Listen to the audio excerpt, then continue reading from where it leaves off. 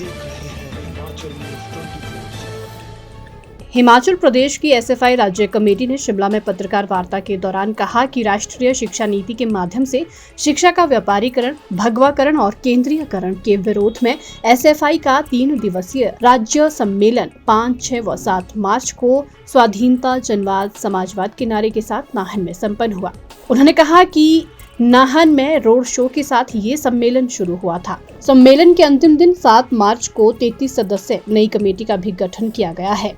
उन्होंने कहा कि इस 3 दिवसीय राज्य सम्मेलन में प्रदेश के 12 जिलों में शिक्षा व्यवस्था की स्थिति पर चर्चा की गई और छात्रों की मांगों को लेकर 11 प्रस्तावों को पारित किया गया। एसएफआई राज्य कमेटी ने आने वाले दिनों में विभिन्न मांगों पर रणनीति बनाते हुए आंदोलन को तेज करने का भी आह्वान किया। उन्होंने कहा कि आने वाले दिनों में छात्र संघ चुनाव की बहाली को लेकर प्रदेश सरकार से आर पार की लड़ाई लड़ी जाएगी। शिक्षा व्यवस्था के सुधार में छात्र संघ चुनाव की अहम भूमिका रहती है, क्योंकि प्रत्यक्ष छात्र संघ चुनाव से चुने हुए प्रतिनिधि एग्जीक्यूटिव काउंसिल का हिस्सा होते हैं। उन्होंने कहा कि वे छात्रों व प्रशासन के बीच पुल का काम करते हैं। उन्होंने कहा कि अगर प्रदेश की सरकार जल्द ही छात्र संघ चुनाव बहाल नहीं करती है तो एसएफआई प्रदेश सरकार के साथ छात्र संघ चुनाव की बहाली को लेकर आर पार की लड़ाई लड़ेगी।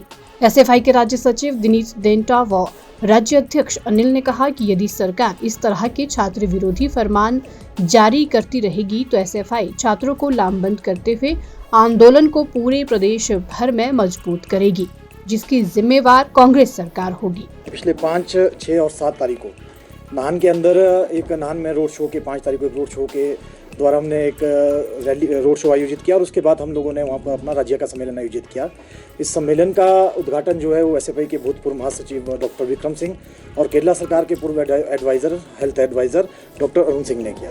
उस सम्मेलन के माध्यम से उस सम्मेलन के अंदर पूरे प्रदेश के अंदर से लगभग 173 लोगों ने पार्टिसिपेट किया और जो अलग अलग इकाइयों से चुनकर उसके अंदर आए थे। उस सम्मेलन के अंदर हमने शिक्षा का निजीकरण, नई शिक्षा नीति और आपका छात्र संघ चुनाव को लेकर, छात्र मांगों को लेकर अनेकों तरह के 12 प्रस्ताव पास किए, जिन मांगों को लेकर आने वाले वक्त के अंदर एसएफआई पूरे प्रदेश के अंदर जो है लड़ाई लड़ेगी, जिन छात्रों की मांगों को लेकर आने वाले वक्त के अंदर लड़ाई लड़ेगी। और इस सम्मेलन के माध्यम से हम लोगों ने 33 सदस्यीय कमेटी का गठन किया जो आने वाले 2 साल के लिए एसएफआई का काम देखेगी और 12 सदस्यीय हमारा सचिवालय जो उस कमेटी के अंदर चुना गया।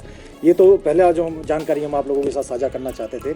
इसके अलावा अभी प्रदेश के अंदर जो राजनीतिक अस्थिरता जो चल रही है और जिस तरह के राजनीतिक हालत प्रदेश के अंदर चल रहे हैं, इसको लेकर एसएफआई राज्य कमेटी गहरी चिंता व्यक्त करती है। और ये चिंता हमारे लिए इसीलिए है कि प्रदेश के अंदर जो चुनकर एक डेमोक्रेटिक लोकतांत्रिक तरीके से सरकार आई थी, उस सरकार पर किस तरह के हमले किए गए, उस सरकार को खत्म गिराने की कोशिश किस तरह से की गई और कांग्रेस के अंदर का जो क्लेश है वो किस तरह से निकलकर सामने आया, उसका नतीजा अब हमें क्या उसे लेना हो। कांग्रेस की लड़ाई हो सकती है, भाजपा की लड़ाई हो सकती है, पर हमारा मानना यह है कि प्रदेश के जितना भी नौजवान, जितना भी जो आपका छात्र है, जो इस उम्मीद के साथ कांग्रेस को वोट दिया था कि आने वाले वक्त के अंदर कांग्रेस सरकार जो है वो हमें रोजगार मुहैया करवाएगी, अच्छी सुविधाएं, अच्छे शिक्षा के अंदर हमें जो है अध्यापकों को मुहैया करवाया जाएगा, उन लोगों की उम्मीदों पर लगातार पानी फिर रहा है। पिछले लगभग 1 साल का अगर आप आंकड़ा उठाकर देखेंगे, जब से प्रदेश के अंदर सरकार सत्तासीन हुई है, तो पक्के रोजगार के नाम पर 0.02% लोगों को, जितने बेरोजगार युवा हिमाचल प्रदेश के अंदर लगभग 8,77,000 के आसपास जो बेरोजगार युवा हिमाचल प्रदेश के अंदर है, उनमें से 0.02% लोगों को पक्का रोजगार जो है कांग्रेस की सरकार प्रदेश के अंदर दे पाई। ये कांग्रेस व्यवस्था परिवर्तन के नाम पर आई थी। ये कांग्रेस इस बात को लेकर सत्ता के अंदर आई थी कि जो भ्रष्टाचार भर्तियों के अंदर धांधलियां जो प्रदेश के अंदर हो रही है उसको बदलने की जरूरत है। और ये भाजपा की सरकार के ऊपर आरोप लगाकर कांग्रेस की सरकार आई थी कि हम आएंगे तो इतना रोजगार देंगे, बहुत सारे वादों के साथ ये प्रदेश के अंदर आई थी।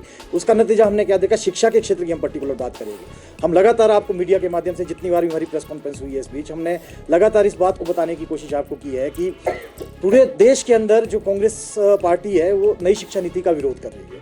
उस कांग्रेस पार्टी का मानना है कि इस नई शिक्षा नीति के माध्यम से शिक्षा का जो है भगवाकरण होगा, केंद्रीयकरण होगा और बाजारीकरण जो है शिक्षा का होगा। पर इस हिमाचल प्रदेश के अंदर हमें एक देखने को क्या मिलता है कि कांग्रेस की सरकार जो है वो लगातार जल्दबाजी में इस नई शिक्षा नीति को लागू करने का काम कर रही है। उसी का नतीजा जो शिक्षा मित्र भर्तियों का जो सरकार प्रपोजल लेकर आई थी, युवाओं ने विरोध किया तो सरकार को पीछे हटना पड़ा। JOIT का जो आज की डेट में हाल है, आज वहाँ पे कितने दिनों से वो लोग जो है धरने प्रदर्शन पे बैठे हैं। SMC के जो शिक्षक है, सरकार जो है अभी वो अपनी अस्थिरता को नहीं सुलझा पा रही है। प्रदेश की जनता जो है वो बेहाल है, वो तंग है, वो परेशान है। हम हिमाचल प्रदेश विश्वविद्यालय का एग्जांपल आपको देते हैं कि पिछले लगभग 2 सालों से एक परमानेंट VC की नियुक्ति जिसकी मांग हम कर रहे हैं, उस VC की नियुक्ति को कर पाने में ये प्रदेश की सरकार जो है असफल हुई है। हमारा ये मानना है कि प्रदेश की सरकार जो है वो अपने अपने अंदर जो है इतनी अपनी आपसी लड़ाई के अंदर ये कांग्रेस की पार्टी इतनी फंस गई है कि इसकी जो युवाओं की, छात्रों की या प्रदेश की जो जनता की चिंता इसको बिल्कुल भी नहीं।